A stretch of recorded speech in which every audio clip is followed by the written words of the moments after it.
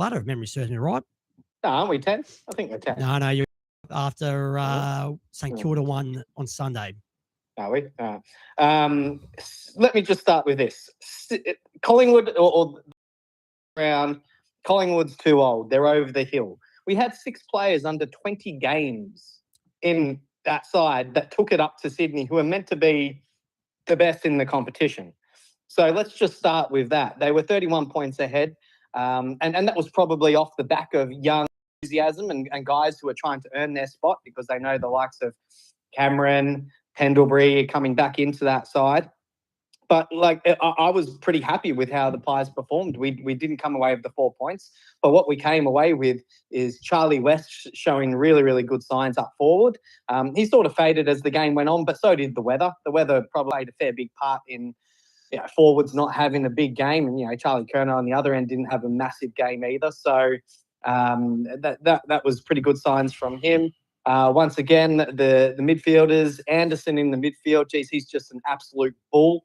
I can't wait to see where his football goes because he's going to be a midfielder for 10 years at Collingwood, I can see, and he's only going to get fitter because that would probably be his knock on his game right now is his fitness, obviously not being in the AFL system for as long as some of the other players, but he's definitely one to look forward to for many, many years to come. And obviously the disappointment was Oscar Steen going down, and that was the game, really. Up until Oscar Steen went down, Collingwood was winning that game. And the moment that Oscar Steen went off the ground, Brodie Grundy took over.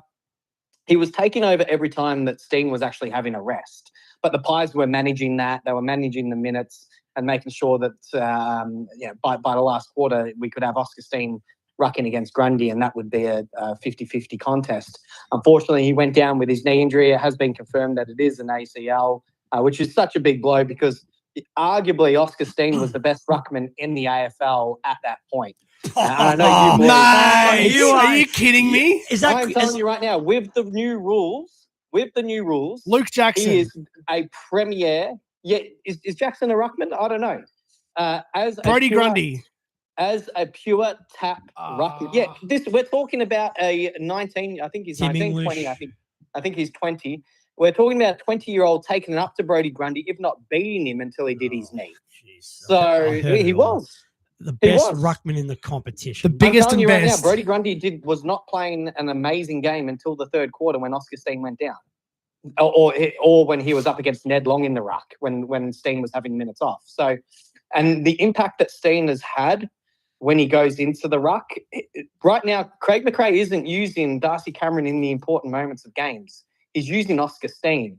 The moment that the Pies come under pressure, the moment that the Pies start laying on all the goals, have a look at where it starts. It starts with Oscar Steen tapping it down to the likes of Nick Dacos, Pendlebury, Jordan De Goey, and they go to work. And like I said, he was one of the best tap ruckman in the competition until going down. So that's really going to hurt the Pies, but obviously Darcy Cameron's going to have to front the load. So that was the difference in the game, if you ask me. Also, the weather probably played a part. I thought that Pies looked better in the dry than the wet. That all compiled into Sydney only winning by a goal. So I'm pretty happy as a Pies supporter. That should have been the good, not the bad, to be honest. No, it's the bad. Well, I tell you what, you're a bit of a flower petal the next day with your Facebook post with any Collingwood bagging meme. It was pretty embarrassing, Pete. It was really embarrassing. What was that? The fact that everyone has a personality defect that's jealousy. Well, they do. A team jealous of a team. We're the biggest and the best, and everyone's jealous of Scott Pendlebury breaking the record. What else can I say? Anyway, we move on. The tears were salty. Yeah. Could have had fish and chips on those salty tears. I just wanted to touch on this week's big game against West Coast. How does it feel as a Collingwood supporter to be having a player that's a future Hall of Famer? How does it feel to be part of the game with Harley Reid celebrating his 50th? Yeah, that's really funny. We're talking about Scott Pendlebury here, an absolute superstar of the game, go down as a Hall of Famer, like you said, an absolute legend. What's the highest accolade in the Hall of Fame? I can't even. Legend. A legend. He'll definitely be one of them. But it's all about Scott Pendlebury. The talk is that he possibly could go into next year. So 500 games isn't too far away for Scott Pendlebury. It's not going to happen. You'll get the He- 450 if he plays next season. That's for sure. You can I'll tell guarantee you that. what, though, he looks as fit as ever. He Like, does. He looks does. like- he looks so fit. So look, I wouldn't put it past him, but yeah, it's obviously a team game, and you got to do what's right for the team. So whether or not that's playing on or not is another thing. But Scott Pendlebury, like, I am willing myself to try to get to Scott Pendlebury's game. I don't know if I'm going to make it. I think I will. Obviously with my defects on my face. That's one way to put it. But I really want to be there. Like, I'm actually having cold showers to make the inflammation go down, so I can make it on Saturday to the game. So yeah, it's going to be an absolute. It's going to be a day out at the MCG. I tell you what, I'm really looking forward to it. Yeah, watch the Harley Reid show like we saw on Sunday night against GWS. But This is what I mean. If this was any other team other than Collingwood, no one would even mention Harley Reid. But because it's Collingwood, Yes, they would. no, because it's Collingwood, there is a massive jealousy factor about this. Come on, Pete. Come on. Hey, West Coast, I tell you what, it will be an absolute laugh because let's They be won't honest. be a pushover. Let's be honest, Collingwood they've deliberately planned this game to be against West Coast. They thought, yeah, this is going to be a guarantee win, MCG. But after what we saw West Coast do last night, all of a sudden, there'd be a few Collingwood officials be thinking, maybe this wasn't the guarantee win that we thought it was going to be. Well, look, the way I see it is with the personnel back on the park for the Pies, if Craig McRae coaches as well as he did against Sydney, like you mentioned, he completely tore their game plan apart, Sydney. Like, that was coaching 101 from Craig McRae. And you know what's going to happen is that Sydney are going to go down to Geelong. Chris Scott's going to do the same thing, and everyone's going to applaud Chris Scott because Geelong will get the win. Everyone will say, "Oh, what a great coach Chris Scott is." He bloody copied Craig McRae is what's going to happen. He's already vented to me about this theory. Yeah. So, Chris Scott's not that great of a coach, and he gets all the accolades in the world. But Craig McRae was unbelievable. So with Craig McRae coaching as well as he is, and with the personnel on the park, it should be a win to the Pies. But look, they can't be taken lightly, West Coast, because young, enthusiastic, good players, which they are. They've got a list of good players. They're just young and inexperienced at the moment. Out on the MCG, big occasion, 100,000. They're either going to be a deer in the headlights, or they're going to rise to the occasion and be really enthusiastic about it. So you can't take them lightly. Yeah, no, that's some pretty fair points. And the ugly, I don't think any of your bets for the USPGA Championship were even remotely close. No, it was a bad week. Very, very ordinary. But let's talk about whilst you're on, because of course you've watched quite a bit of the golf over the last 4 days. What an absolute turn up. Aaron Ray, a 31-year-old Englishman who, before this had never finished higher than 19th in a major, is currently ranked 44th in the world. But boy, oh boy, he's back 9 today when the leaderboard was so tight, even to the point where Cameron Smith was only one shot off the lead with about 5 holes to go going into his final 5 holes before he went into the clubhouse. But Aaron Ray, like some of these putts, the eagle he made on hole 9. 70-meter putt, I think it might Well, that be. was the birdie on the 17th hole, which pretty much wrapped up the championship. But his eagle putt on the 9th, which was about 40 feet, he just kick-started his final round. And after that, he did no wrong. A remarkable achievement from, like I said, someone who I'm pretty sure was paying at least $100 going into this tournament. He would have been. I'm going to start wearing 2 gloves. 2 gloves. I'm going to give it a go. Like, why not? It obviously works for him. Having extra grip, it makes sense to me. So I might give that a go at some point now on the golf course. But well done to him. It's a brilliant story. His parents didn't have enough money for golf clubs. So when they finally got him a set of golf clubs, they looked after them, and he used to wrap plastic around his irons just to make sure that they were in good nick. He used to wear the 2 gloves because he used to get cold playing with his father in the English weather. So that's a bit of a story. And it's a brilliant story. So look, while Cameron Smith was in it, I don't mind him losing to that. Going over to Cameron Smith, though, it's the return. I'm telling you right now, this is the return of Cameron Smith. This is what he needed. He's just we knew at the Australian Open, when he lost the Australian Open down here in Melbourne, I thought, okay, there's some sort of form there. And then he really didn't fire a shot in Live Golf or in other majors. He went away. He didn't sack his coach because I guess he sort of did. He went away. His coach from 9 years of age, he had to sack on the phone. Or just say, look, I'm going in a different direction, which is probably fair enough. If you've had the same message since you were 9 years old, probably a time to change. And he looked like a different golfer. He looked like that killer instinct was back. And I've got in the back half of the year for Cameron Smith, I've got him going pretty well because the want to win is now back because he signed up for Live Golf. Had his bit of a party time, which you would if you're going to earn that much money and play that little golf. But it's the hunger is now back, and he's there, and the will to win is there too. So I'm pretty happy with how he went in this major. Well, it's his first cut that he's made in 7 majors, and to end up finishing tied 7th is a really, really good performance. As you said, he had his swagger back, particularly in that final round where at one stage was only 1 shot off the lead. And how good was it that they actually had to show him on the screen? And he was just decked out in Ripper GC stuff, really sticking up the PGA, which I absolutely love. Well, talking about Live Golf, called John Rahmy finished tied 2nd at 6 under, tied 2nd with young Smalley, who unfortunately was leading going into the final round, but he had a bit of a stinker. Well, not a stinker, but ended up even on his final round. But very early on, you saw the nerves. You saw, Shanks left, right, and centre, whether that be off the tee, on the approach to the greens. He really, really struggled with the expectation. And let's be honest, this championship has been dominated by Americans. It's the first time in 10 years that we've seen a non-American take out the USPGA Championship. And if you go through the leaderboard, in fact, it was a really fascinating 4 days because the scoring it was never easy throughout the 4 days. It could get better as the weekend went on. There's no doubt about it because we only saw one round in the full 4 days that was under 65, which was today. The young American Kitayama 7 under, but before that, the best round we saw was 65, which was 5 under. So it was really fascinating because the leaderboard at not one stage did the leaderboard really blow out, where there was a big gap between the contenders and the pretenders. It seemed everyone was still a chance to win. The thing about it was that, and this is why we love the Ryder Cup, why we love the President's Cup, and why we love match play golf, because birdies mean so much.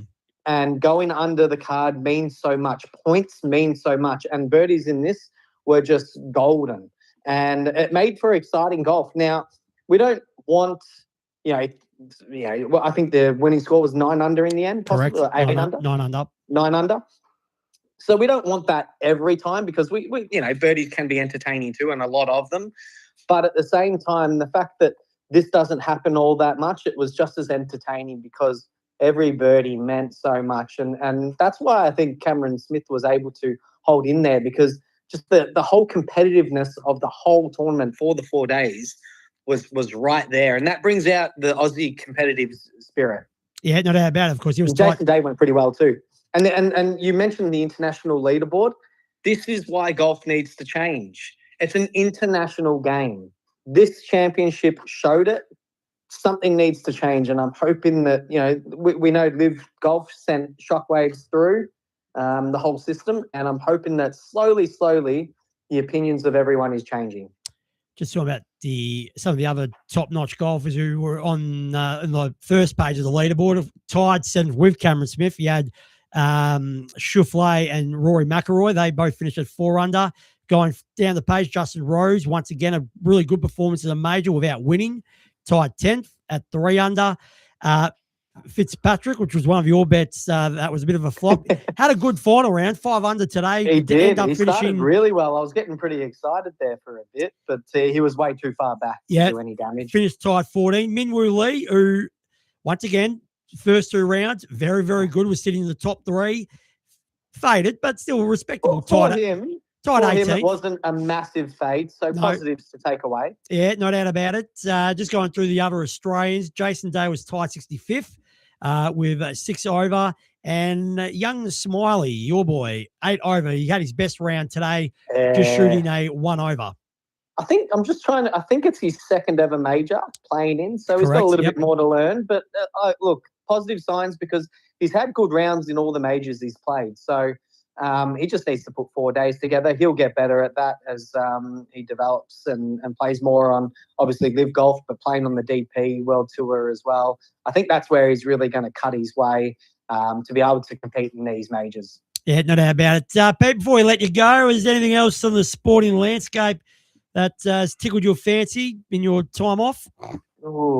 Oh, geez. You catch me off guard with this every single time. Well, the Mustangs did win the second game for once Yes, that they played over the weekend. So Consolation prize after losing the main course on Friday. Yeah, you boys were there on Friday. Yes, very entertaining game. Very long game, actually. I can't say I caught much of it because I was watching the Pies. But yeah, no, it's you always catch me off guard with this. I'm looking forward. When's the next major golf major? We got. Well, it'll be it's a US Open because the US Open is normally before the British Open. Yeah, it is too. And the British Open's around Wimbledon time, so that's only a month or so away, 2 months away.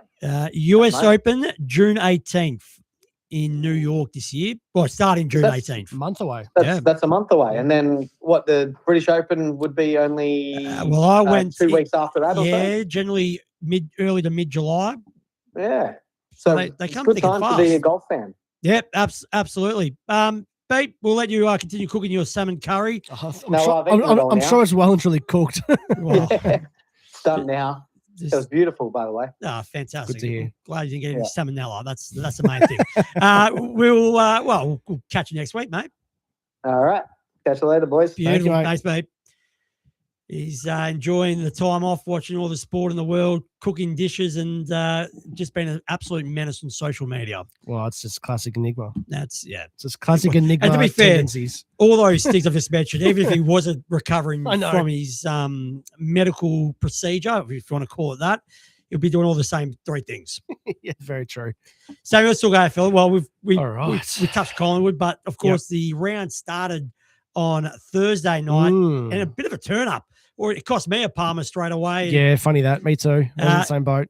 The rematch of the grand final was a bit of a fizzer in the end. Geelong winning 17-15, 117 to 11-10, 76. Yeah, I don't think many people have this in their bingo card for the rounds. Look, Geelong are firing on all cylinders when they need to. That's all it is. Sean Manor, 5 goals, 29 disposals. They are a different breed when Manor is playing. And it's funny, we're talking a lot about Zach Bailey, how good of a season he's had, just adding the thousands of dollars onto his next contract, being a free agent. But if you look at the stats of Sean Manor in comparison to Zach Bailey, they're pretty much similar. And I'm sure Sean Manor's not on the highest salary at Geelong, but as you mentioned, he is a bloody good footballer.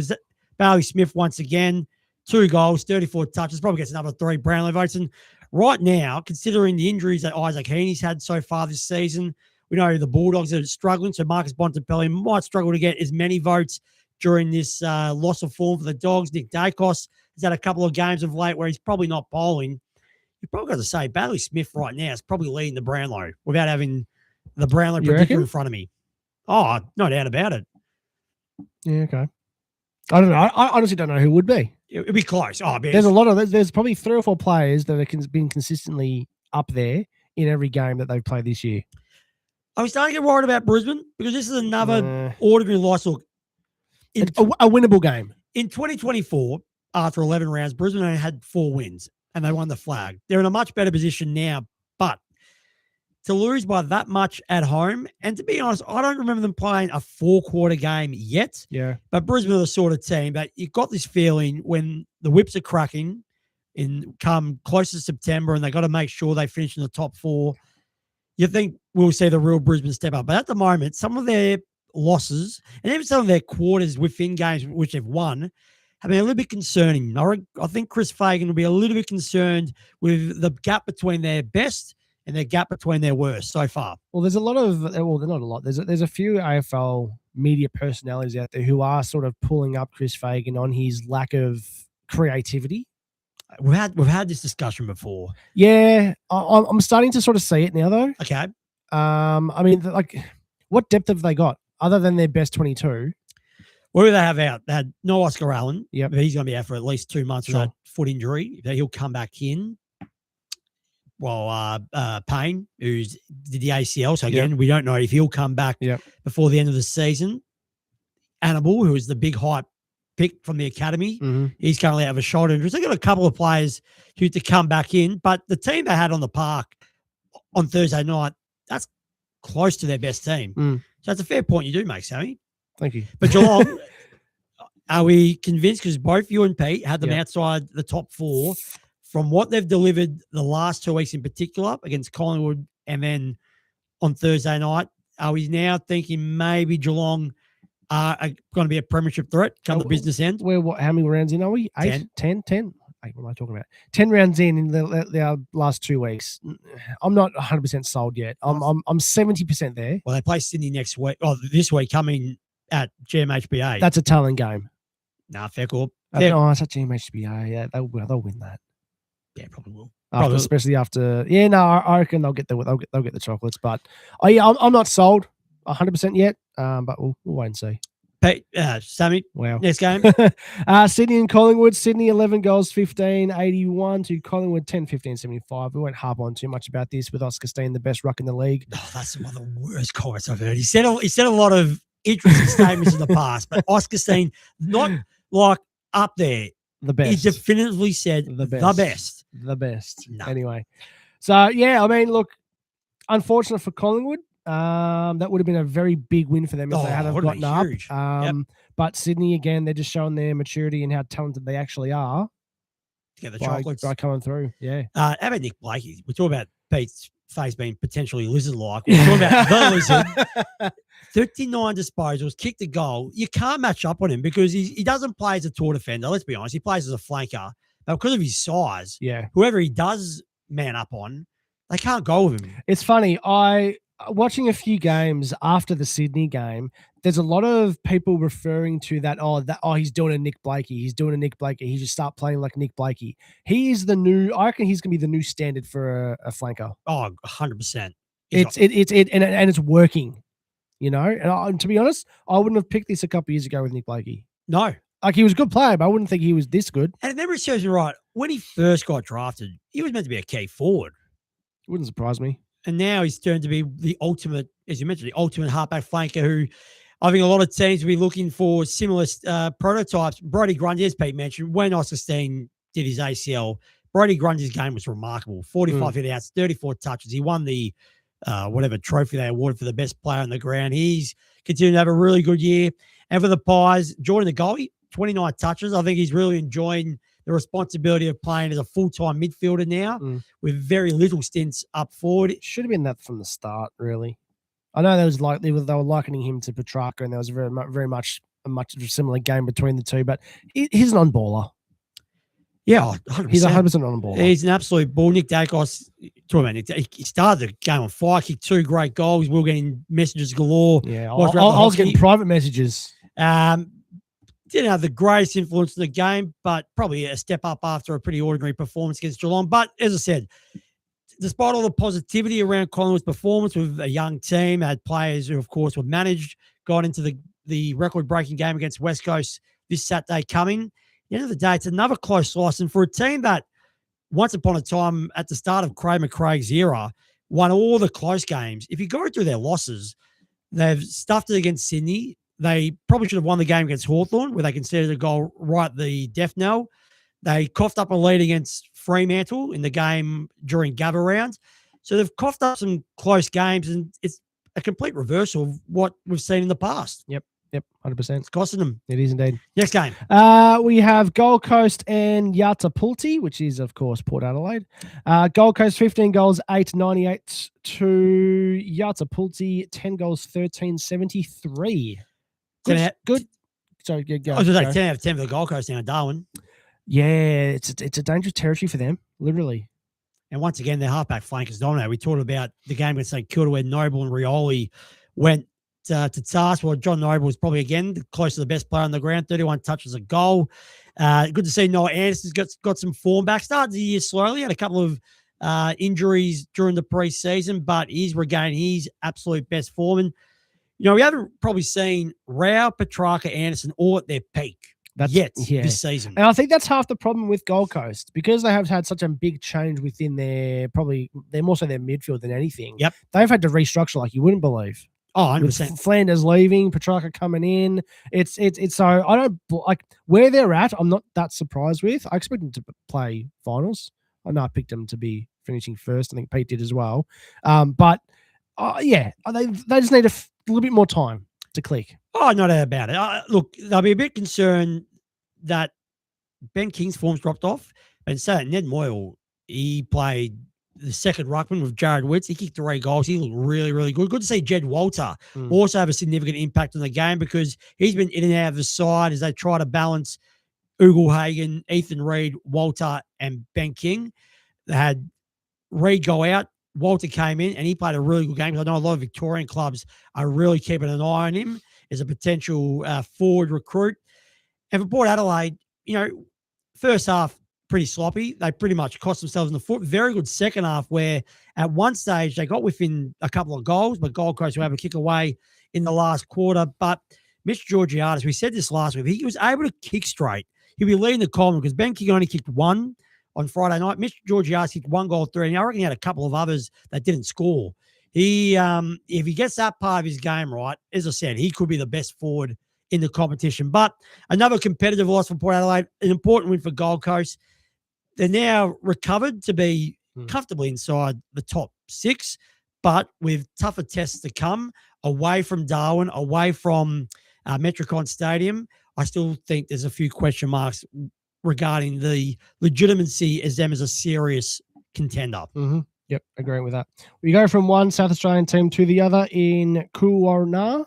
That's close enough. Well pronounced. Thank you. You're doing very well, these Aboriginal names. Thank you. It's the 1/16th in me. Yeah, Kuwarna. Do you tick the box when you fill out the forms? No, I don't. I don't go to that degree. Adelaide 20 goals, 13 to 133 to North Melbourne, 9 goals, 11, 65. This is the biggest reality check for North Melbourne. Oh, 100%. And I really wish Pete was here to argue this. We should have mentioned it. Look, this is the biggest 2 steps backwards for all the progress they've made. 5 steps back. 10 goals they conceded in that second quarter. 10. It was an absolute demolition job. And let's not forget, Adelaide were without. They had 2 shots on goal in the second quarter. Adelaide had no Tex Walker and no Thilthorpe. It was a late withdrawal with a back injury. So for Adelaide still to pound North Melbourne the way they did is a real indictment on North Melbourne. We've always said their backline's their weakest point. Like other than Charlie Comden, they don't really have a gun solid tour defender. Like Griffin Lowe, he's never going to be the defender that he was once touted when Fremantle drafted him nearly a decade ago. But yeah, this was, as you said, a real reality check for North of Adelaide. They've now won 3 in a row. I'm still not convinced because let's be honest, they beat Port with the last kick of the game. They beat Richmond at the G, which was a gimme. Sure. And then North Melbourne, well, like we mentioned, they're still not close to being a legitimate finals contender. So great win for Adelaide. It was a close to a 4-quarter performance. The last quarter, they put the foot off the gas. There's no doubt about it. They only kicked 2 goals to North Melbourne's 4. But at least the signs are positive for Adelaide. And we've still, as I mentioned, with those players still to come back in Walker and the big Filthy, Adelaide can make a charge into the top 6. I think Adelaide needed this game. I think they needed to just let loose, let the shackles off, and just have an absolute day out to unleash them. I reckon from here on out they're going to be pretty consistent in the W. And column. that second quarter was just as good as the stuff they were producing last year when they were the minor premiers. Yeah, for sure. So I think they've been held back a bit. They've had a lot going on, obviously, with Rochelle's Jordan Dawson. Sorry, Dawson's the Dawson brother family. Yep. So I think this is what they needed. 100%. North on the other end, they need nothing like this for the rest of the season. The level of credibility of North Melbourne after this performance has dropped tenfold. It has indeed. Now, I'm going to let you talk about this one more than me. The D's, because I'm gonna get absolutely wound up.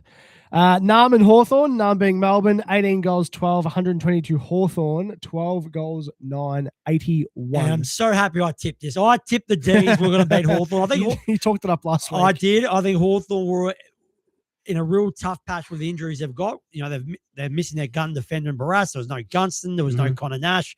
Got a couple other players missing. Was yet to see Will Day. But Melbourne were unbelievable. They were fantastic. I know you had your doubts because they don't have a good winning record under the name Nam. Yep. But this performance, out of all the wins Melbourne have achieved this year, I reckon this is close to their most complete performance. I know they knocked off Brisbane and Gold Coast early in the year, but for 4 quarters, I always thought Melbourne were going to win this game. It really was good. I'm so mad that I wasn't able to watch a lot of this game. I was only able to watch the third quarter, and I watched maybe this last 10 minutes of the last quarter. I was too busy in and out from work and then had other commitments. So very disappointed I wasn't able to watch it. But Harrison Petty up forward in the past. You've been a big critique of this in the past. Let's be honest. I definitely have. But there's the initial, we've done it in the past, obviously. He was drafted as a key forward. Yeah, that's right. Yep. So he got on the board early with 3 goals.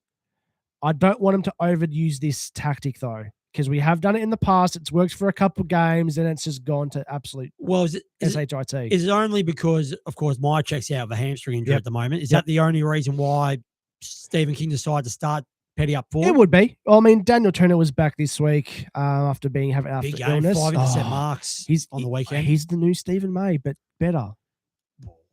From a personality point of view. So yeah, with him being back in, that was a big in for our defense. And Trent Rivers, he was also back in as well. Yes. So we had plenty of personnel back in our defense. So it doesn't surprise me we made a move like that. And it worked out. It worked. And I'll tell you, once again, Kazai Pickett, definitely not Latrell, didn't have that much of impact in the game. So they were hyping up the whole Cozzy, the Pickett pocket, and the Wizard wing. I think the Pickett pocket won. Well, I kicked 2. Yep. So, but only 13 touches, which has been probably below what we've normally seen from Kazai Pickett this year. But just a spread of goal kickers for the D's. Sammy, Fritsch 2, Jefferson 2, Sharp 2, Langford 2, Van Rooyen 2. So really, and of course, as you mentioned, Petty with 3. Nice spread. Keep an eye on Matt Jefferson. This kid is going to be huge. He's going to be bigger than Van Rooyen. Bigger than Van Rooyen. More successful than Van Rooyen. Van Rooyen's had 2 bags this year, so we're seeing a much more consistent side to his game. He's a big-bodied, tall forward. He should be playing more consistently.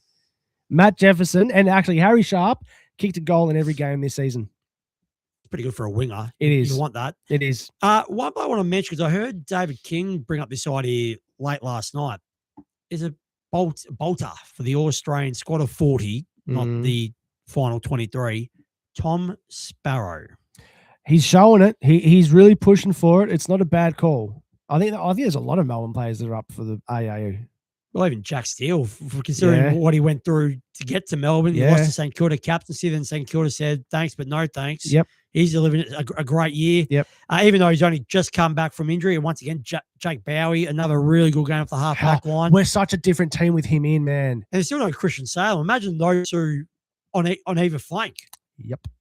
And Jake Melkstrom's yet to come back. And Pete was mentioning before we started the pod, because Melbourne, of course, they finished in the bottom 6 last year, you've got a very favourable draw. We do. You play a lot of the low teams again come the second half of the year. Now, Sammy, I've got to put this out there for our viewers. No, we do. I sent a picture with Kate McCarthy's comments on Triple M at the end of the Melbourne Hawthorn game. I heard it live. Where she said, don't make any plans, Melbourne fans, in September. You're playing finals. And you told me to shut the you-know-what up. Come on, Sammy. Let the shackles go. The D's are playing finals. Finals are doable.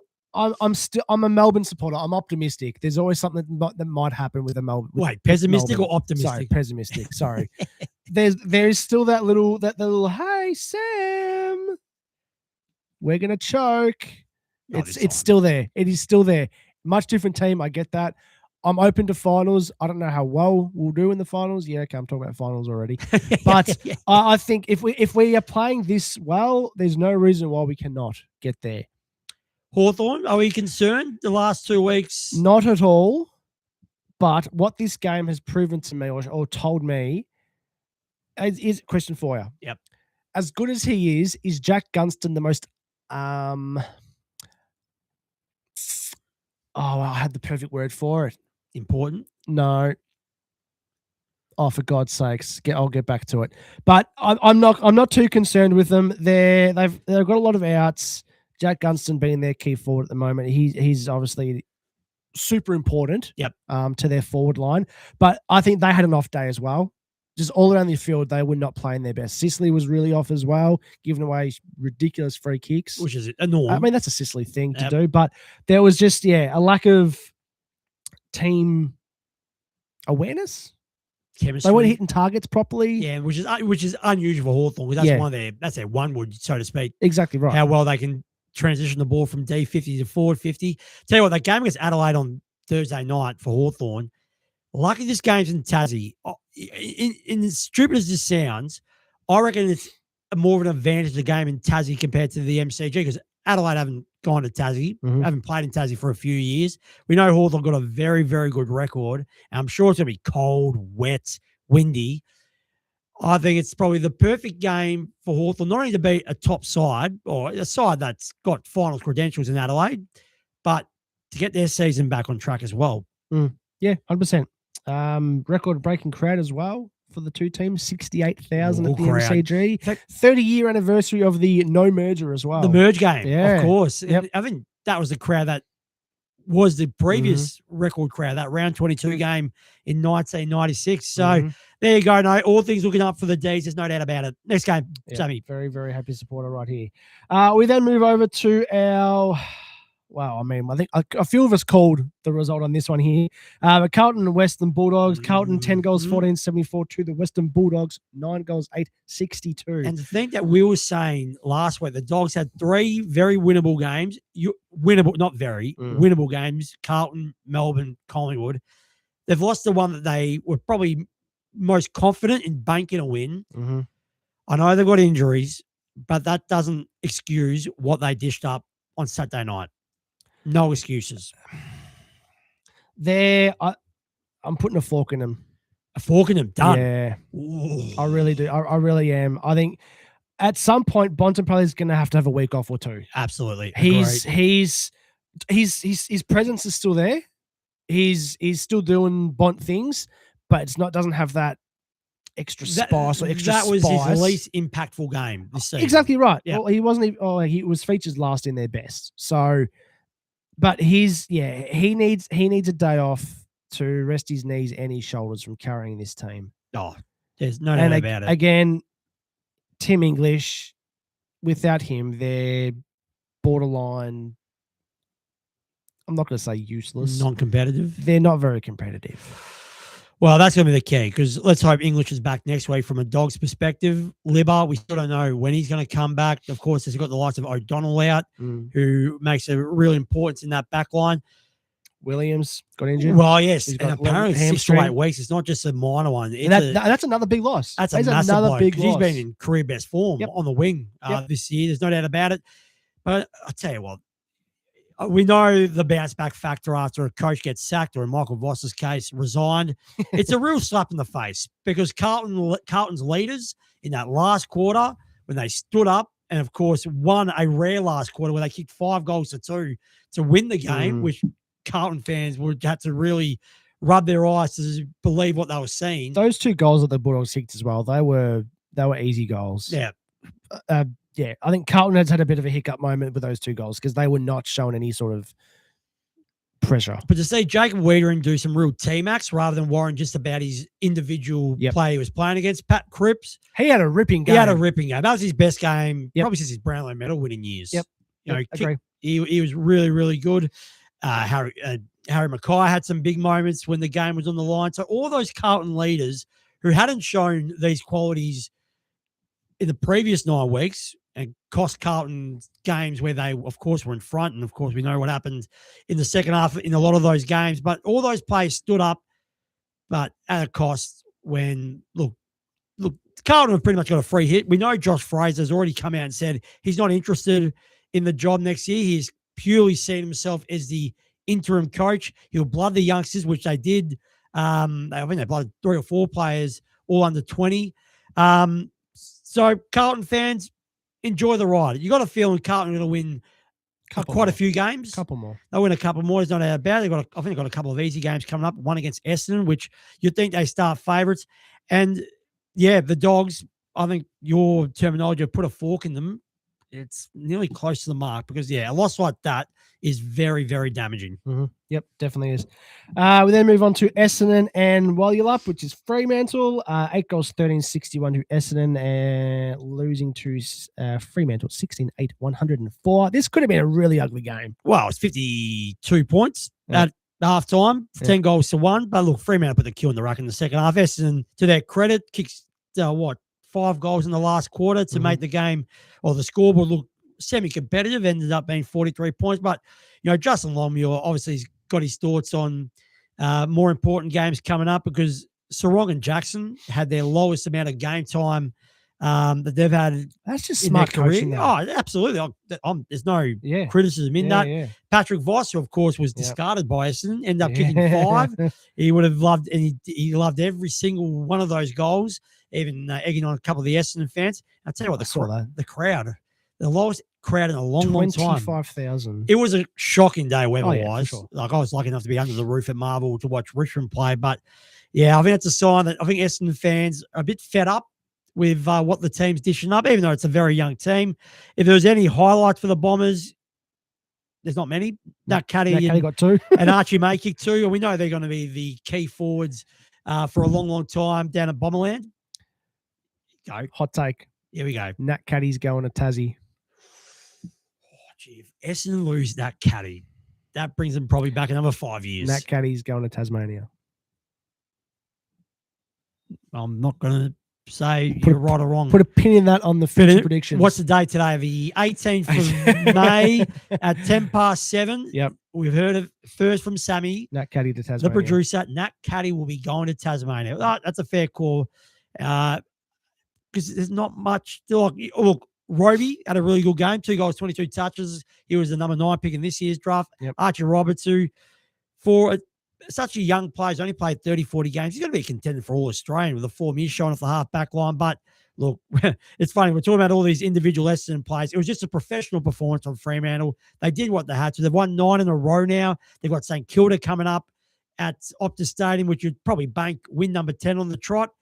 They are going very, very nice. And I think the only question mark is we're yet to see them against Sydney and we're yet to see them against Brisbane. They're the 2 games which I think will really benchmark where Fremantle are really at. Because at the moment, they're in the top 2 teams of comp. But let's wait and see what happens against Sydney and Brisbane, who are probably the only 2 teams who have the same depth of midfield that Fremantle have right now. Yep, definitely. We then move on to Europe, which is St Kilda against Richmond. Europe, 16-13, 192. Richmond, 11 goals, 773. Not bad. Oh, competitive. But unfortunately, the game was over at quarter time where St Kilda had 21 inside 50s to 3 and only opened up a 21-point lead. But I think the writing was on the wall from that first quarter. As you mentioned, Richmond were very competitive after that, played some really good footy. And again, the youngsters in particular stood up, like Sam Grill and Sam Cumming were very, very impressive. But for St Kilda, I tell you what, we talked about who would you rather, Philippou or Darcy Wilson. Having watched Philippou for the first time live, he's got, I know Pete would hate me saying this, he's got Scott Is he the best Pendlebury. ruck in the league? He's got Scott Pendlebury traits in terms of everything slows down around him. And when he gets on that left foot of his, it doesn't miss. His first half in particular, he was one of the most damaging players on the ground. It was probably Tom DeConey's best game since he's made the move. Not only as a winger, at times as a winger, but 23 hitouts, 17 touches, kicked 2 goals. He looked dangerous up forward. And that partnership between him and Ryan Marshall is really starting to grow legs now. The usual like Sam Flanders, Jack Sinclair got a lot of the ball. And Hugo Garcia, I heard Lee Montagna on Triple M call him the mini Libber. He's only 20. He's a bull. He's a tackling machine. But he's probably got a little bit more speed than what Libber does, and he's got a decent left foot. Watch out for him. He's turning into a very, very good midfielder. But, look, I don't think we get much of a read on St Kilda with his performance. They did what they had to. They've got some real challenging games coming up against Fremantle and Hawthorn the next 2 weeks. So if the Saints are going to make a crack into the top 10, they'll need to probably win one of those before they're buying for Richmond. Well, unfortunately, once again, another injury very early on. Campbell Gray doing his hammy. Cumming went off late with a corked quad. And thank goodness you saw my reaction before the pod. I thought Nick Voss was in a bit of trouble with that slinging tackle on Burns from St Kilda. I thought, well, the MRO will look at that and possibly suspend him. Luckily, Burns got up, wasn't concussed, but even still, the act wasn't good. But thank goodness Nick Vlausten is available to play in the Dreamtime game on Friday. There's been talk that Richmond might have to ask for special consideration to get recruitment top-up players, because at the moment they're down to 24 fit players on the list, which is very, very scary. And let's be honest, as a Richmond fan, this game coming up on Friday night, which will be promoted big, being the big Dreamtime game, the showpiece event of the Doug Nicholls round. If Nick Vlausten wasn't playing, I wouldn't give Richmond any hope. But now that he's in, and we know the struggles of Essendon are having, this is a game, a bit like the West Coast game, which I mentioned 2 weeks ago was a grand final. Yep. Richmond need to treat this game as a grand final. And I hope they don't rest players, because I know it's a 5-day break turnaround. And No, don't rest. They're all young. They don't need to be rested. well, it's more the older players like Tom Lynch. I mean, is he really that much of a key player for you guys at the moment? So we've talked about this. It doesn't impact the scoreboard as much as he used to, but he provides presence and he allows the likes of Fawcett, a young forward, kick 3 goals on the weekend. We need Tom Lynch for any chance on Friday night. So, and funnily enough, it's the first time Richmond play Essendon as the 2 bottom clubs in the history of these 2 teams playing against each other. There you go. So hopefully we'll win. It's a horrible fun fact. It is. It's the most unfun fact ever. I've got to be realistic where both teams sit. But yeah, it'll be interesting to see what happens on Friday night. Very good. We then move over to probably the biggest upset of the round. Huge. Walid Mahara. You're doing very nice. That was a bit off. That was. You could have fooled me, mate. That was, of course, West Coast taking on GWS. West Coast 13 goals, 10-88 to GWS, 10 goals, 11-71. I think Harley Reid has arrived. Oh, that's his best game. I thought his game against us was bloody good, even though it was in a loss. Yep. 34 touches, 2 goals, 8 tackles. I think that's probably the most impressive thing, because we've questioned the attitude of Harley Reid. We know he's got all the tools that you want as an AFL footballer, but defensively, what he delivered against a bloody good midfield that the Giants have with Callahan, Oliver, Cogniglio, etc. It was a complete performance, and let's hope we see it on Saturday night. Yeah, well, yeah, that'd be great. I tell you one thing West Coast did. They did double tags. They put a tag on Whitfield with young Murdoch, and Whitfield had his lowest possession game in 2 years. And they put a heavy tag. Young Hoff played on Callahan, and Callahan had no impact whatsoever. So I wonder if McQualter will do the same against both Dacos boys on Saturday. Yeah. I think that. Well, you need to tag Nick Dacos. You can't You not. got to. You have to. Especially Tim, who has been underperforming as much as West Coast have been for as long as they have. You got to do everything you can. Throw everything at him. West Coast, GWS. Is that it for them? We put a fork in the Bulldogs. If the Giants are losing to West Coast, I think we have to have the same antidote as you did for the Bulldogs. They're so bipolar, though. Although, they haven't really shown. They haven't shown much. They beat Hawthorn in the opening round when Hawthorn were underdone. Yeah, which was a great performance from the Giants. I know they've got Taylor to come back and Kelly to come back, and Hogan as well. But a loss like this, I don't know where the Giants' next win's coming, to be honest. Yeah, I mean, look, I don't see them doing much more than what they have been. I don't think their finals is worthy. No. Wouldn't surprise me if they scrape in. I don't think they'll do much with it, though. No, I can't even say that. I think they're in a world of trouble. And look, I feel for Adam Kingsley. Even in the years where they were competitive, they were making finals, they've never seemed to have an injury-free run for an extended period of time. They've really had to battle, and it's helped in terms of blooding youngsters and adding depth to their squad. But they've never been able to have their best 22 consistently on the park, I reckon, at any stage of Adam Kingsley's reign as coach. Yep. Yeah, no, fair. Yeah. We're going through our tips because we're still level on the Sporting Globe tipping comp. After my shocking week last week, I haven't looked at it at all, Oh. unfortunately. So I need to get back into it. I need to bring back my form. But yes, we open up next round with Hawthorn and Adelaide. Hawks, Yep. just because it's in Tassie. Yep, Hawthorn as well. Your boys in Essendon. Oh. Yeah, I'm going your boys. you're going Richmond. Yep. You know what? With Nick Vlausen playing confirmed, I'm going Richmond as well. Yep, Good. I'm with that. Good call.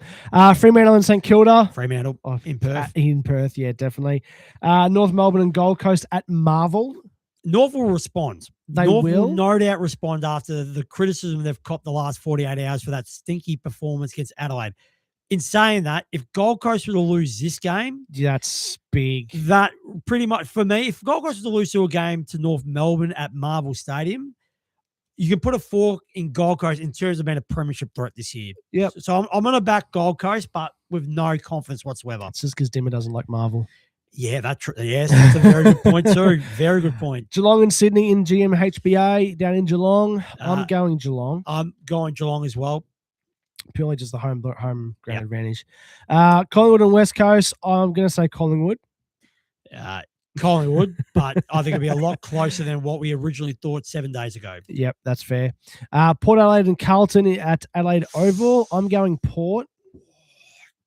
Port are playing well. They are playing They're just well, not winning games. but after a while of losing all these tight games, does the morale just drop a little bit? Look, and the other thing that gives me some hope for Carlton, Port coming from Darwin, you know, pretty tough conditions up there in the north. Look, I'm going Port, but like last week, I wouldn't be surprised if Carlton come out and pull off an upset. Yeah, I'm sticking with Port. Fair enough. GWS and Brisbane Lions. I'm going with Brisbane. You have to go Brisbane. But I've lost faith in the Giants. Yep. And we head over to the Cerny Davies Oh, yes. round. Yes, and this will be after, and the Western Bulldogs and the Melbourne Demons. the day after your missus' birthday as well. I hope we spank them. I got to see And not Melbourne. my partner. No, I don't think that at all. I think we'll win. I'm confident. I'm not. Again, I'm a Melbourne supporter. There's always going to be doubt. At Marvel. Yep. Have you knocked off? I don't remember the last time you knocked off the Dogs at Well, Marvel. we did 2 years ago. 2 years ago. Okay, Yeah. so I take that Yeah, comment yeah. back. And of course, you've been at Marvel already this year when you beat the West Eagles. Coast, yes. No, I'm going Melbourne. There's just unless the Bulldogs get a raft of changes with some. Max Gorn's going to have a day out. And Max Heath, our young gun ruckman, he's going to have a day out. Tim English won't be back in. Maybe. No, It was a concussion, wasn't it? so he's missed. He's missed. Sorry, no, he should be in He then. should be back in. Okay, there you go. No, I'll back in Melbourne though. Cozzy Pickett's going to have a day out then. Oh, well, I hope so because we haven't seen the best of Cos, I reckon, the last 3 weeks. No, but he's had presence. He's been there when it's needed to be there. And that's what you want. You don't want to rely on your stars to get you over the line. So, there's a lot of positivity around Melbourne, and may that continue, Sammy. Don't be a negative Nancy. Enjoy the ride. Enjoy it. Alrighty. We going NRL? Let's go to NRL. Let's go. Alrighty. Now I know. Oh, where's it gone? I've lost it. Have you got it there? No, I don't. Oh, no. Sammy, Oh, no. you've been the master of the scoreboards. They've announced the Origin Game 1 teams. Well, whilst you get the scores up, I have got the squads up. Of course, both teams announced their squad today. The first match of the 3-game series will be next Wednesday in Sydney. Of course, Queensland, the holders of the State of Origin title. But New South Wales has named 6 debutants. So Laurie Daly has made a few changes to what happened last year. But in front of enough, probably the biggest call, James Tedesco has got the fullback role over Dylan Edwards, who, of course, has been an absolute gun in the number 1 jersey for Penrith during their successful years. But Tedesco has been really, really good for the Roosters this year. He's a reigning Dally M medalist. Probably deserves the call. But to leave a player of Dylan Edwards' capabilities was, again, another big selection shock. No Latrell Mitchell. Unfortunately, he suffered a back injury at the end of the South Sydney game in the end of the Magic round at Suncorp Stadium, and he rang up Laurie Daly saying, I'm not fit enough to play, which is a massive blow because we know Latrell Mitchell is one of the best players, not just in Australia, but in the world when it comes to the NRL. But probably the in terms of the debutants, the big one that's going to have a lot of attention is the winger from Manly, who's been in great forms, like the team itself. Tolu Kula, he takes the wing spot, which of course has been vacated by Zach Lomax, who made the move to Super Rugby after his contract from Parramatta got ripped apart. So New South Wales have got a different looking team. Mitchell Moses back in. So the halves combination of Mitchell Moses and Nathan Cleary, which looked so good at the start of last year's Origin series before, of course, Mitchell Moses couldn't play games 2 and 3 due to injury. That gets reunited. And then for Queensland, the big shock, no Reece Walsh. They've gone with Killen Ponga, who's been unbelievable for Newcastle in the fullback position. He gets a gig over Reece Walsh, and I do know Billy Slater called Reece Walsh and had a long chat, and you got the feeling we might see Reece Walsh in games 2 and 3, if not at fullback, maybe in a different capacity.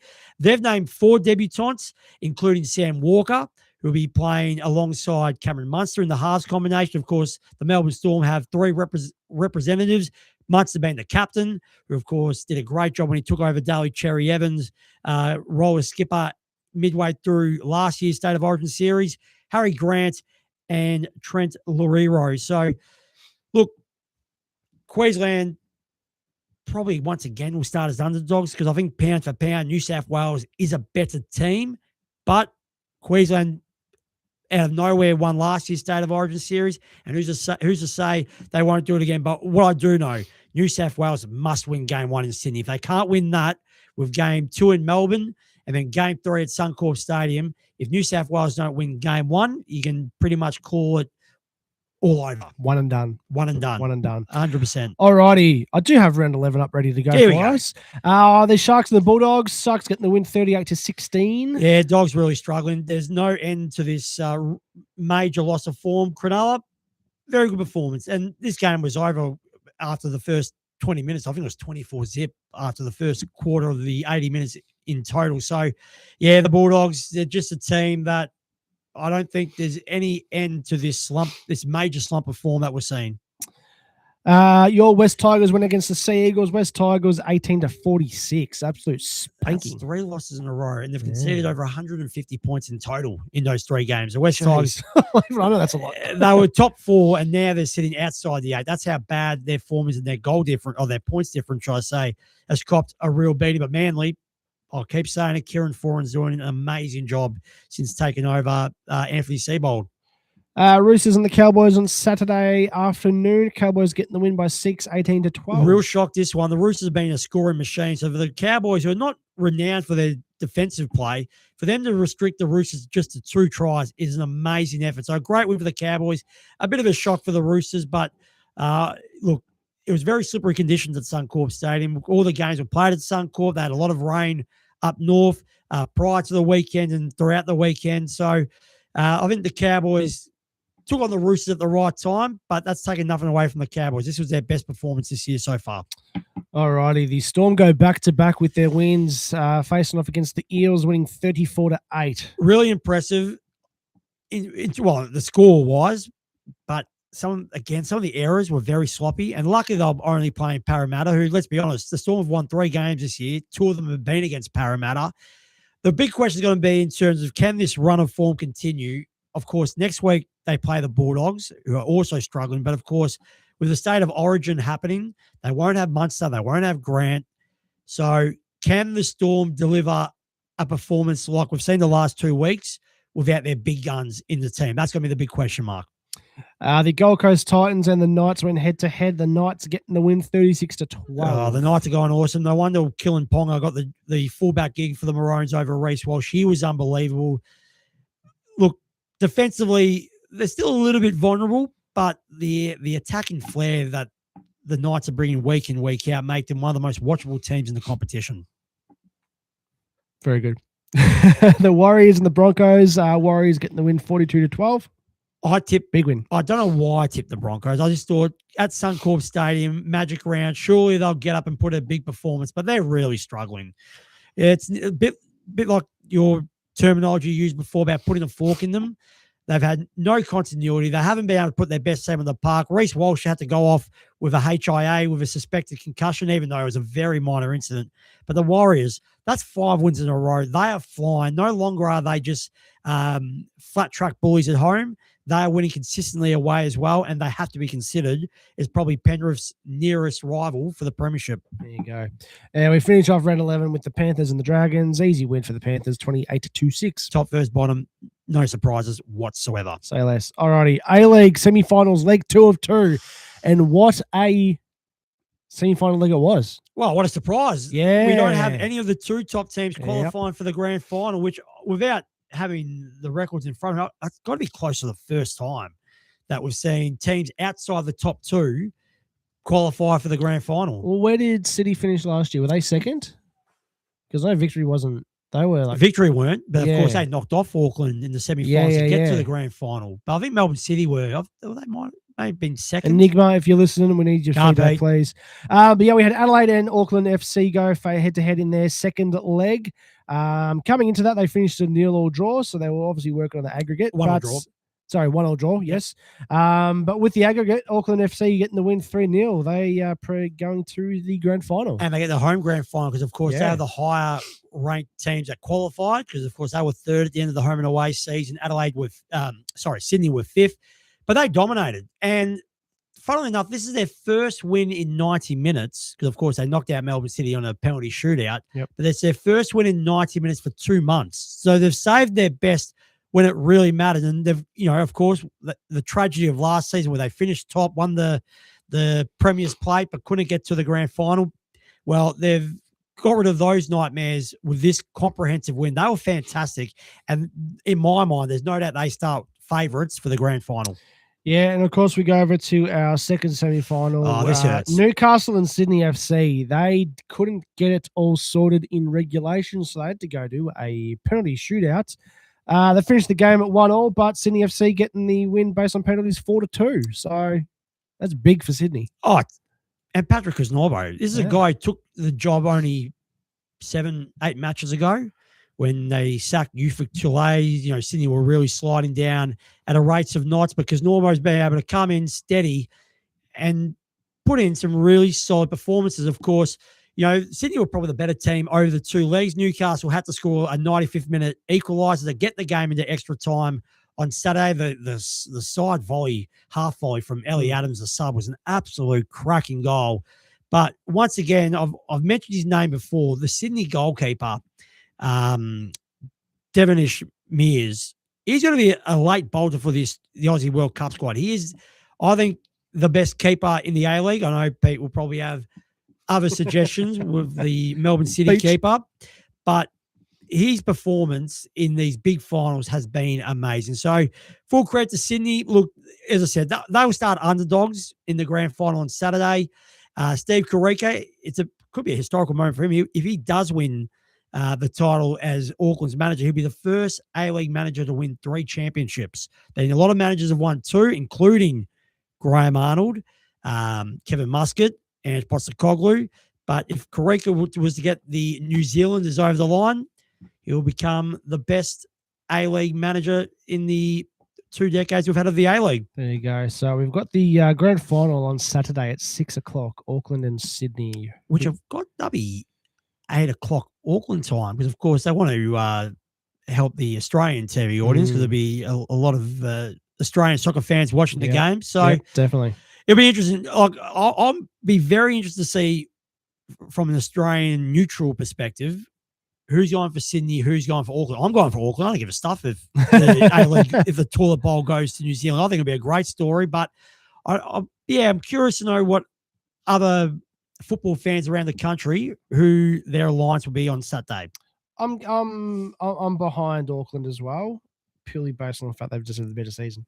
Yeah. So now I've got some interesting statistics to read out. Now we've talked about, we've mentioned before. Here we go. The struggle. No, this is not to debate, but more of a conversation starter. Yep. So we've talked about the A-League and where they're at with finances, right? Mm-hmm. So there's a bit of a struggle player-wise. They're not getting as much money, so we're not bringing in the big names, right? This is the 25-26 highest sporting crowds. So this is a list. This is a breakdown of what's that? 3 of the 6 main sporting leagues in Australia. So Yep. you got AFL at number 1, as it should be. 145 games, 5.6 million supporters total, average of 39,000 attendance per game. Second, you have Healthy. healthy. Mhm. Second, you've got the NRL, 147 games, total of 3.2 million, an average of 22,000 per game. Third is the A-League. Third is the A-League, 156 games, 1.3 million total, 8,454 total, average per crowd. The NBL is 4th. The A-League's outranking the NBL. The BBL is 5th. No. Really? Yeah, this is sorry, just to go back a bit. This is average crowds. This ranking you've got is based on the average crowds of each of the leagues. It's based on the total numbers for the season. To be fair, the A-League play more games than the BBL, for example. BBL 44, but NBL 178 games. Yeah, that surprised So me. almost 22 more games than the A-League. Yet they're bringing in 100,000 more total, and they have a higher average attendance. Because it's funny, I was listening to a quiz and they were asked, what's the nickname of Newcastle? And all the people who went on, they had no idea it's the Jets. Really? Yeah, they had absolutely no idea. So it's not. I don't think the A-League is doing as good as it can to infiltrate into the Australian sporting That's public. what I mean. Like it's as our Nick would say, proof's in the pudding. Yeah. That they're not failing from that point of view. It's just something's gone wrong somewhere. Mm. And I'm gonna find out. Yeah. Oh, in case you're wondering, 6th was Super Rugby. Well, with the Wallabies haven't been the same for about 2 decades. That does not surprise me one iota. Yep. So, but yeah, just a There you go. interesting nugget of information for you. Anyway, let's move over to EPL because we are so close to To the the end, end of the season. and there's still so much to decide. It's great. I'm sure you're loving life.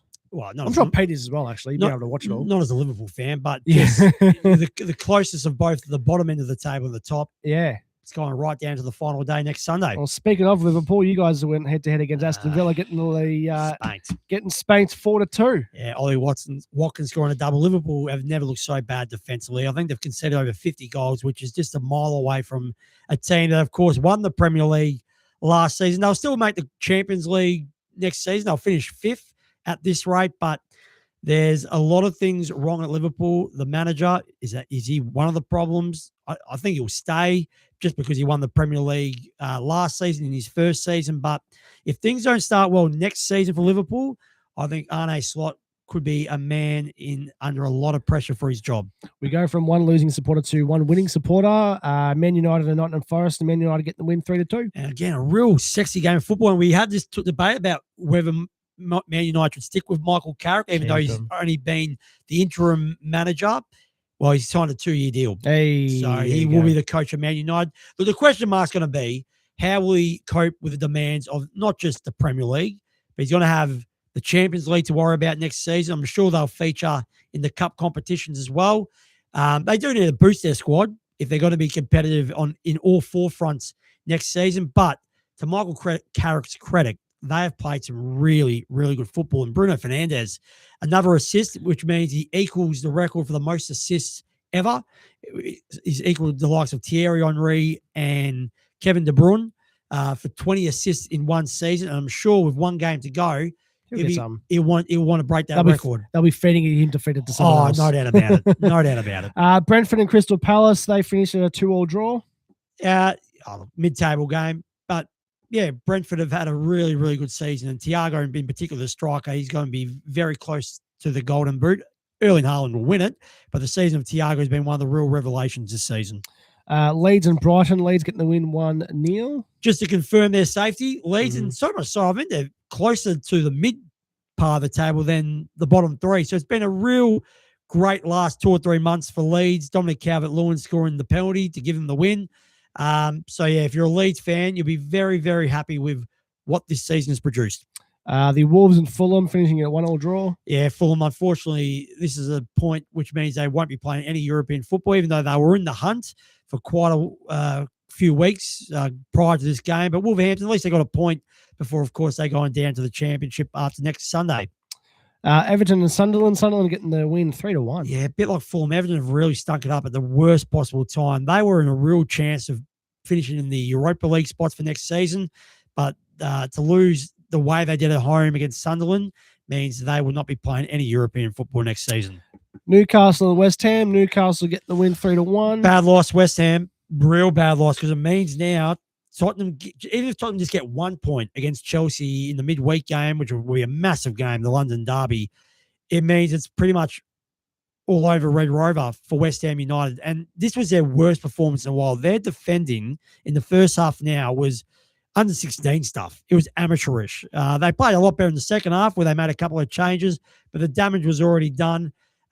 So, yeah, they'll be praying to God that Chelsea are able to get the win against Tottenham. So at least there's still a realistic chance of surviving the drop going into that final day. There you go. We do have a couple games coming up. Oh, and they're all tomorrow. big. They're huge. And we've had one where the Enigma reckons Arsenal's going to choke. Against Burnley? No, not against Burnley. I think there's more chance of Arsenal dropping against Crystal Palace. Burnley got nothing to play for. They're already relegated. I just can't see it. Arsenal will win. As much as I would love to see them stuff up, because then the final day will just be amazing. But nah, Arsenal have got their form back. They've got their mojo back. I think they'll win. Beautiful. And we've got Bournemouth and Man City, and then followed by Chelsea and the Spurs. Well, if anyone thinks automatically Man City are winning this game, let's not forget Bournemouth. We mentioned it last week. They're on a 17-game undefeated streak, which is the best in all the top 5 leagues in Europe. They have been amazing, Bournemouth. And Man City, we saw them slip up against Everton away from home, where they were lucky to get a 3-3 draw in the end. So don't just think, Man City fans, this is a late ambers there. Bournemouth are going to be a serious challenge.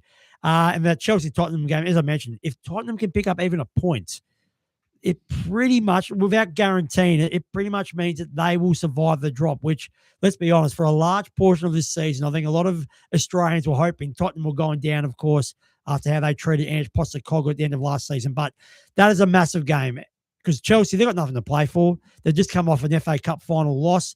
So I will not be surprised, not just Tottenham drawing, I want to be surprised if Tottenham win. And if Tottenham win, that means the relegation battle is over. There you go. Very good. Alrighty, let's talk ice hockey. Let's go. Alrighty, so AIHL, big game on Friday night, big spicy game, followed on from a few weeks ago. The second Melbourne Derby game, the Melbourne Ice and the Melbourne Mustangs. We were in attendance. It was your first hockey game for the season. Yep. 120 penalty minutes given out during the game. Back to Biff. We put a post on our Facebook page, and it got a lot of traction as well. It has, yes. It's still popping off on our socials, but yeah, a real spicy game of hockey to watch. 8 people in the penalty box at one point. Yeah, 8. You don't often see that, do you? I thought 7 at the first derby was a lot. 8. Unbelievable. But yeah, Melbourne Ice, they got the win over the Melbourne Mustangs 7-4. That came out of the blocks firing. And to be fair, the third period, the game was over after the second period. You know, I don't think Melbourne Ice scored in that third period. One goal. Just one goal. But it seemed like a team that was conserving energy, knowing they had a game coming up against Sydney on the Sunday. But it was just a dominant performance. It was a much different looking team compared to the last few weeks. And keeping in mind, we are still extremely undermanned. We're missing a good probably 3 defenders, couple forwards. We've only got 1 import currently signed or such announced. So we're very undermanned, and I think that's our biggest downfall at the moment is we just don't have the legs to play a whole game of hockey. So, and then to back it up, of course, for a second game on the weekend. Well, yeah, exactly right. Following on the Sunday, and I think that was really our biggest downfall for the weekend was that second game, just not having the energy. Because I mean, we do have an aging roster, unfortunately, but at the same time, you got a couple of young guns. Jed Lake got a hat trick in the Melbourne Derby after only scoring 3 goals in the entire season last year. It's pretty. He's having an unreal season. I think he got another goal against Sydney on the Sunday as well. But I think we're about where we should be. Are you convinced with the selection of the goaltender? I'm not, from what I saw. And you did, to be fair, you did bring it up prior to the game. You thought the wild-looking Mackenzie Hill, who hasn't yet started a game this season. No, he has. Yeah, has he? He started one game a couple of rounds back. You did say that you think he's the better of the 2 options that Melbourne Ice currently have. When Tom Forrest is at his best, he's very, very good. There was a couple goals that he could have stopped. he could have stopped. Keeping in mind, goalies are an extremely hard player / position to mature into. We talk about defenders in the AFL taking a bit longer to get maturity and develop. Yep. Goalies in the hockey is the exact same, but they take longer. So Tom Forrest is only, I think he's about 20 years old. He's extremely young. Give him a couple years' time. He's here for the experience, which I can appreciate. Give him a couple years. He'll be best in the league, guaranteed. Because of the Japanese boy who was so integral to Shida Yes. in the premiership last season, Yep. if he does get back on the Melbourne Ice roster, Well, can you have 3 goaltenders in one roster or one has to go? Well, no, you'd have an emergency. Okay. So last season we had Tatsu Ashida being our main goalie. Tom Forrest was our second backup goalie. Then Mackenzie Hill was actually our emergency.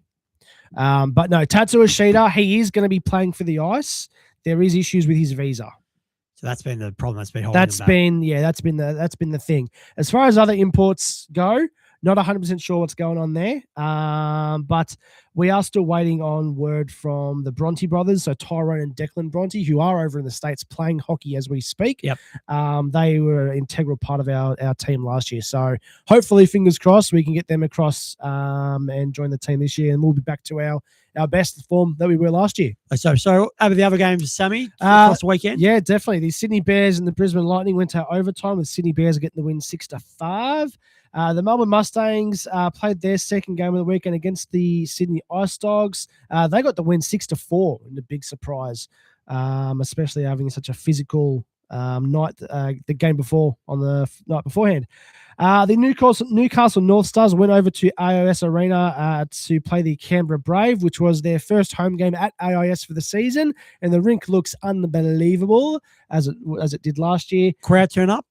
Oh, yeah, there was a crowd. It was a sellout? I don't know if it was a sellout, but there was definitely a crowd there. But yeah, Newcastle got the win against the Brave 6-1. The Brave are yet to win a game this year, which is a big concern considering they were so dominant last year. The Central Coast Rhinos and the Adelaide Adrenaline. Central Coast Rhinos are getting the win 4-1. Sorry, I correct myself. Canberra Brave won one game. Adelaide haven't won a game yet. Sydney Ice Dogs and Melbourne Ice, we've already touched on. Sydney Ice Dogs getting the win 8-5. I think, like I said before, our maturity and our just energy in general was just a bit too low, unfortunately. So we're able to back up their win against the Mustangs. Newcastle North Stars and the Canberra Brave. Newcastle North Stars getting the win 4-3. Sydney Bears and Brisbane Lightning. Sydney Bears 7-4, and we finish off with the Central Coast Rhinos and Perth Thunder. Central Coast getting the win 4-3 in overtime. Now, for all the people who locked onto our video, there's a couple of games happening, of course, at the Ice House this weekend coming. You're going to be in attendance on Sunday. Yes. What can the Melburnian ice hockey fans enjoy this weekend? Well, if you head over to O'Brien Ice House, you will see Melbourne Ice and Perth Thunder go head-to-head 2 days in a row. Back to back. Back to back. Yep, Saturday and Sunday. So, are you hoping to get to both games? I know you got a busy weekend with your better half's 31st birthday. Yep, 30th first birthday. 30th plus one. We'll go with as she calls it. I'll try. I want to get to a bit of the Saturday night game. Then we'll see how we go from there. But the Sunday game we will be attending. Lovely. And hopefully the Ice can back it up after such a good performance on Friday, despite the hiccup on Sunday. Let's talk NHL, because, of course, we're very close to confirming the lineups for the conference finals. So close. It is so close. The series that's still in question, the Sabres and Canadians, my God, this has been the biggest yo-yo series. It's currently sitting 3-3, but not just that, but the individual results from game to game, they've been blowouts. There hasn't been many games in this 6 games so far where you can say, oh, it went right down to the wire. Like game 6 was 8-3, which tied the series at 3-3. Then game 5, the Canadians won 6-3. And there's been a couple of other games where, the margin's been 3 goals plus. So it's actually really hard to make a read of who's actually going to get through to take on the Hurricanes. I mean, I did call Buffalo as being the smoky. I really hope they get through over the Canadians. They, I think I said last week, they deserve to have a spot in the conference final. So I'm back in Buffalo. I don't know if they're going to have the ability over the Canadians. The Canadians do have a tendency to pull something out of nowhere. But yes, whoever wins that round, they will go up against the Carolina Hurricanes, who have just absolutely smashed it out of the park against Philly. Yeah, won that in the clean sweep. And then, of course, the other side of the draw is the Avalanche and the Golden Knights. The Golden Knights wrapped up their series 4-2 with a comprehensive 5-1 win on Friday our time. Yep. Who are we seeing getting through to the Stanley Cup out of those two? Colorado, No Colorado, and they'll win the whole thing. You heard it. That's 7:48. I watched. Yeah, putting a lot of calls out there tonight, aren't I? I watched a bit of Game 5 of the Colorado and Minnesota game. Game 4. No, Game 5. Sorry, yeah, Game 5. So Colorado were 3 goals down going into the third period, and they managed to come back and win it. They are an unbelievable side of hockey, and I just think between Nathan McKinnon, he's going to lead the cup all the way. He's taking the cup to Colorado. I'm just putting it out there. Time will tell. Time will tell. Talking about, of course, conference finals, the NBA, they've finally decided who's going to be in their conference finals after a bit of an upset. The Cavaliers knocking off Detroit, and not just knocking them off, 125-94. The Pistons have been so bloody good all season, but for some reason, this game was an absolute stinker. The Cavaliers could do no wrong. You know, they opened up a 16-point lead at halftime, and they just continued that trend to end up winning. The way they did was just a sensational performance, including Anthony in particular. He was on 28 points. James Harden, this is probably the redemption story. You know, James Harden's got a terrible record when it comes to conference finals. We all remember Game 7 when he was back playing for the Houston Rockets, where he couldn't shoot anything. In fact, I think the Rockets that night in 2018 against the Golden State Warriors, it will always be remembered they had 28 consecutive misses with 3-point shots. And ever since then, James Harden, no matter what team he plays for, he's been tortured with performances which just haven't lived up to the billing of no doubt a future Hall of Famer. But even though he's, of course, now really second fiddle in this Cavaliers team, at least he got through. He's in the conference finals, and they will start very, very heavy underdogs against the Thunder. There's no doubt about it. The Thunder will start hot favorites considering what they've dished up so far in this. The Cavaliers play the Knicks, which again, even though the Knicks haven't been as good as Oklahoma, I still don't think they'll win. Whereas, of course, the Thunder, who haven't lost a game at all in any of the opening 2 rounds of the playoffs, they will start very hot favorites against San Antonio, who did a really good job to end up knocking off Minnesota 4-2, of course, winning on Saturday afternoon, Game 6, 139-109. So, like the NHL, we've got to the conference finals. I think it's pretty obvious that it'll be the Thunder versus the Knicks, but you just never know because, like the Cavaliers, what they did to Detroit in this recent 7-game series, you just never know. If you're not on, anyone can beat you. And now that we've reached the best 4 teams in the NBA, anything can happen in any of the 7 games.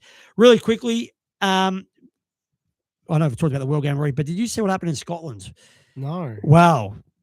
Oh, I've skimmed past it, actually. The title defense, it was the Hearts versus Celtic. It was 1-2. Hearts, of course, who have been on top of the Scottish Premier League for pretty much the whole season since September. They were trying to become the first team outside of Celtic and Rangers to win the Scottish Premier League for the first time in 40 years. It was 1-1 with 7 minutes to go, which meant that at that point of the match, Hearts were going to take out the title with a 1-point lead on the top of the table. But unfortunately for them, Celtic scored, and then in trying to get the equalising goal, which would have got them back on top of the table, Celtic scored in the 97th minute, where it was pretty much a 3-on-0 situation. The Hearts goalkeeper went up for for a set piece to try and score a late goal. The ball got cleared, and Celtic pretty much had 3 players running into an open goal without a goalkeeper. And then just pandemonium happened. The Celtic supporters, knowing that they had wrapped up the title, even though the final whistle had yet to be blown, They all stormed the pitch. They were getting stuck into the Hearts players. They were hugging the Celtic players. It just was absolutely insane. And I think a lot of football fans, world football fans, who were desperate for Hearts to win the title, because it would have been a Leicester City story in the EPL from a decade ago. I think, yeah, a lot of people were disappointed, even though there's a lot of Australian Celtic representation out there, that Hearts couldn't get up. And Celtic, look, we know they've dominated Scottish football for decades after decades. They win another title. Martin O'Neill, congratulations to him. But, yeah, I think the scenes at the end of the match left a pretty bitter taste in the mouth for a lot of football fans. Very quickly, 2 weeks ago, we said Ricky Ponting was undefeated, his Punjab 11 team in the IPL. Well, I tell you what, I'm going to blame Pete on this, even though he didn't mention it himself. They haven't won a game since. They are now sitting fourth on the table, and there's 4 teams below the Punjab who can still make it into the finals. There's only 1 game left for most of the teams. Some teams have 2 games to play before the finals commence. But, yeah, the Punjab have absolutely collapsed. Going through the table, so you've got the Rajasthan Royals, Delhi Capitals, Knight Riders, and Chennai Super Kings. They all can overtake the Kings 11 Punjab, which would be a real shame considering how well they were going. Luckily for the Punjab and for Ricky Ponting, their last game is against the bottom of the table Super Giants, which of course is coached by Justin Langer. Mitch Marsh has hit a bit of form, so hopefully for Ricky Ponting, we don't see the best of Mitch Marsh in that game. But yeah, geez, Ponting was on. It would be sad because Ricky Ponting deserves success. He is a brilliant tactician. We love him as a commentator. I think he's going to be a bloody good coach on the international field eventually. But yeah, if the Punjab, for some reason, if they stuff this up and not make it into the Final Four, it'd be a real choke. Good to see. Talk about the Delhi Capitals was one of the teams who could jump the Punjab by the end of the season. Mitchell Starc getting a bit of form back, 4 for 40 last night in their win against the Rajasthan Royals. So even though he had a late start to the IPL, good to see Josh Hazelwood, Pat Cummins, and Mitchell Starc now all firing and all going to be very, very important if their teams make the finals of the IPL. Sammy, have we got any enhanced game news? We are so close to this thing kicking off. Oh, baby. Well, we're about a week away. We are about a week away. 24th of this month. So what's that? That's 6 days, Sunday. 6 days away. And we have, they've been slowly over time just releasing the lineup of the different events, as well as the prize money for it. So you have the men's swimming events. You have the 50-meter freestyle, 100-meter freestyle, 50-meter butterfly, 100-meter butterfly, 50-meter breaststroke, 100-meter breaststroke, and the 50-meter backstroke. First place, you get $250,000. This is for the. Is that? I'm guessing we're talking US dollars. This is here. US dollars. Yep. If you get a world record, you get a bonus $1 million. Oh. Yeah. So that's for the 50-meter freestyle. Now, world record. We're talking world record times. Just general. World record times. Of course, this is the first time they've done something so ethically interesting, to say the least. Yeah, correct. Okay, so, there you go. Yep. And our Australian James Magnuson will be in amongst that crew. Yep.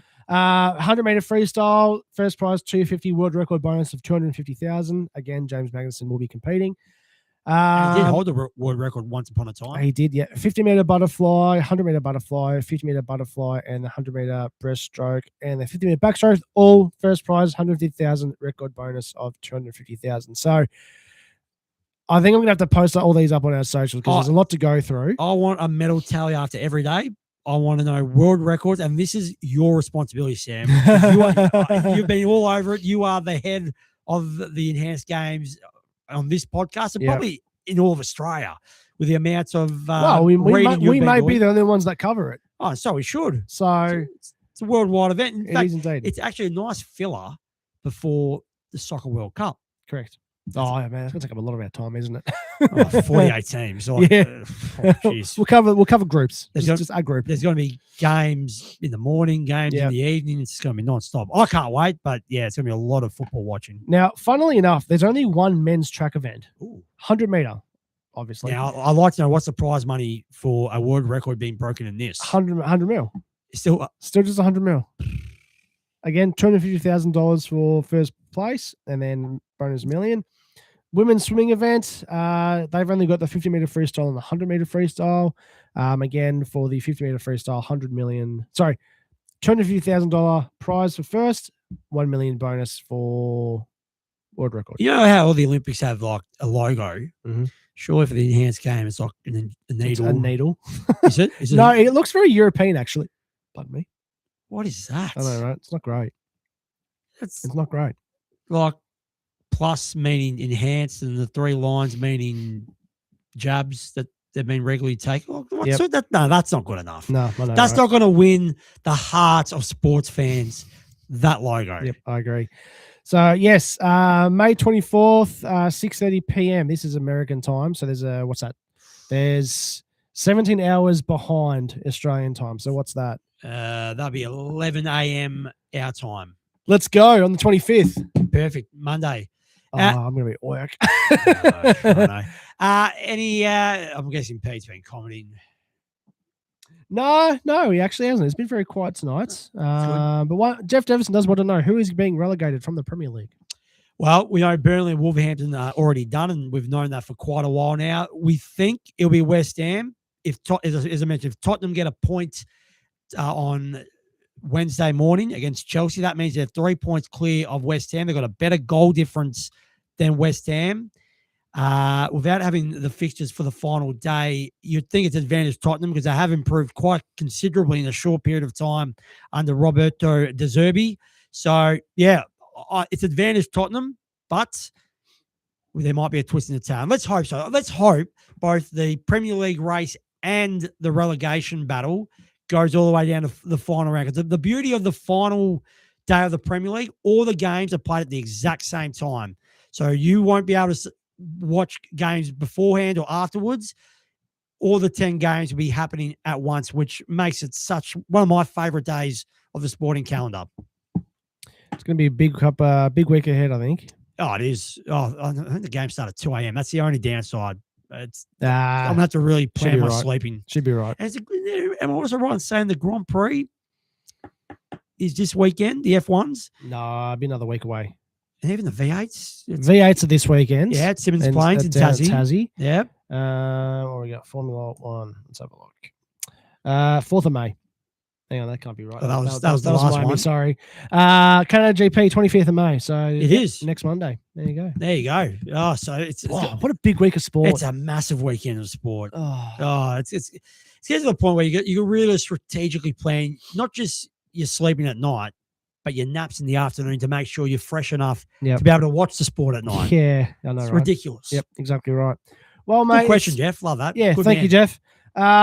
Yeah, hour 50 of sport talk. I'm ready to go home and get some food. Oh, I'm hungry. Absolutely. Summer of 69. It's been great. It has been. Thank you, mate. Done. Your weekly pint of sports juice presented by the Keys Leisure Centre Preston. Eat, drink and bowl at the Keys sprawling beer gardens, lanes, arcade bar and bistro. Let's go, lads.